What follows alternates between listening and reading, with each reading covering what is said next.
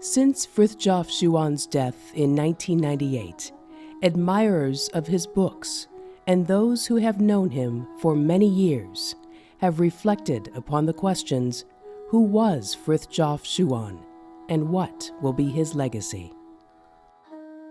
Well, who was Fritjofa Šuona? I think that a good way to start would be to begin with a statement by Šuona himself. The personality of a man is actually determined by ideas or principles that inform his life. And in that sense, Fritjofa Šuona was primarily a metaphysician because metaphysics is for him the science of the knowledge of the real as opposed to the unreal or the less real. So what determines really his whole life, his whole personality, his own work is this science of the real. Fritjofa Šuona is the all-embracing author and most preeminent author of the traditional school, in that he has not only written about art and metaphysics and the modern world, but he has also written extensively about what it means to be man, in the sense of men and women, to be a human being. What is our vocation? Why are we on earth? And he described the various paths through which, if we follow our vocation, we return to the divine. We have the saying of Christ, seek and you shall find, knock and it shall be opened unto you. And in a certain sense, Šuona's books are a lesson in how to seek and how to knock.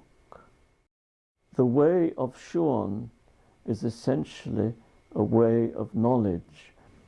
One could say that Šuona's books insist on the need for total commitment to the truth. What is said in the Gospel, the words of Christ, thou shalt love the Lord thy God with all thy heart, with all thy soul, with all thy mind, with all thy strength. It comes back to truth, prayer, virtue and beauty. It all comes back to virgin nature, sacred art, holy company. It all comes back to the doctrine of Shankara, the method of Honan, the primordiality of the Red Indians. It all comes back to objectivity and detachment, and to love of God and love of our neighbour. There are all these readers, and I'm sure they're to be found in many different parts of the world, who have had their own spiritual lives resuscitated and revived through a reading of Mr. Šuona's works. His work is never to be understood as merely academic or merely intellectual in a narrow sense. His work is spiritual.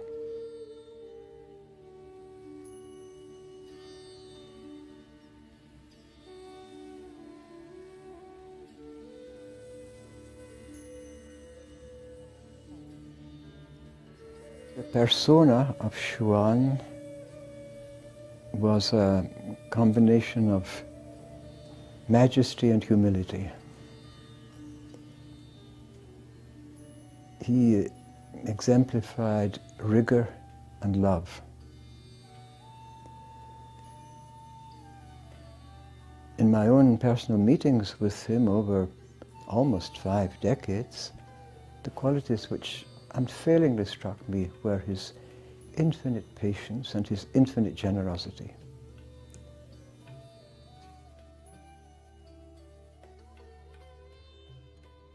And he had a very keen sense of objectivity.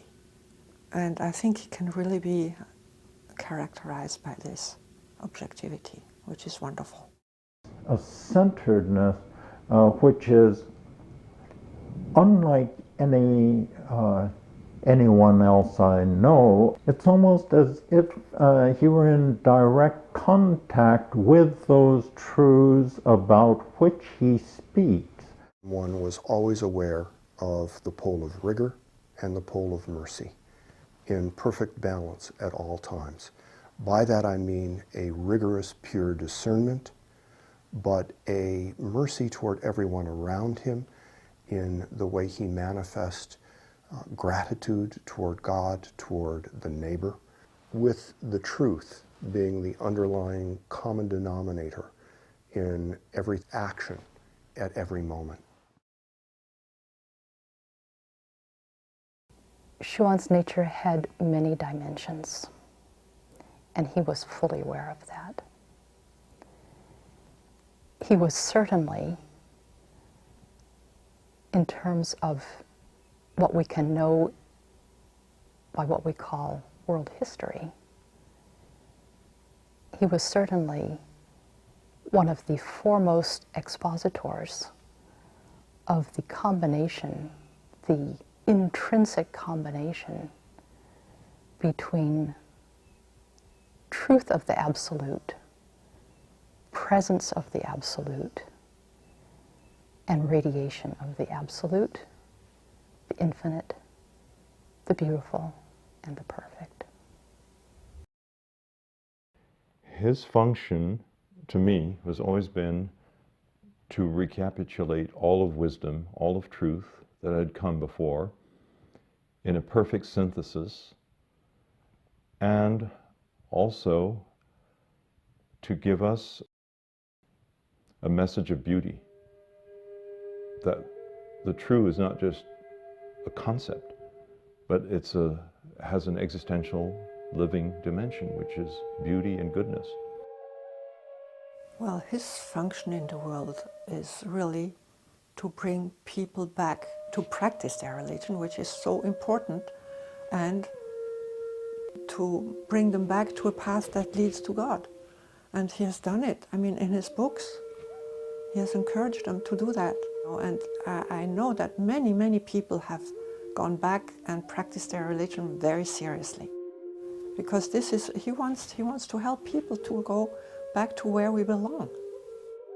There's a passage of one of his books in which Shuon states that he would feel profoundly satisfied if his work had led people to rediscover the sense of prayer, the primacy of prayer.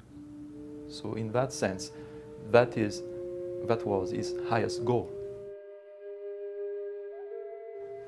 A phenomenon of the grandeur of Shuon cannot remain unknown forever. Mount Fuji is frequently surrounded by mist, but that mist clears. And I think that's how we can look on Shuon in the future.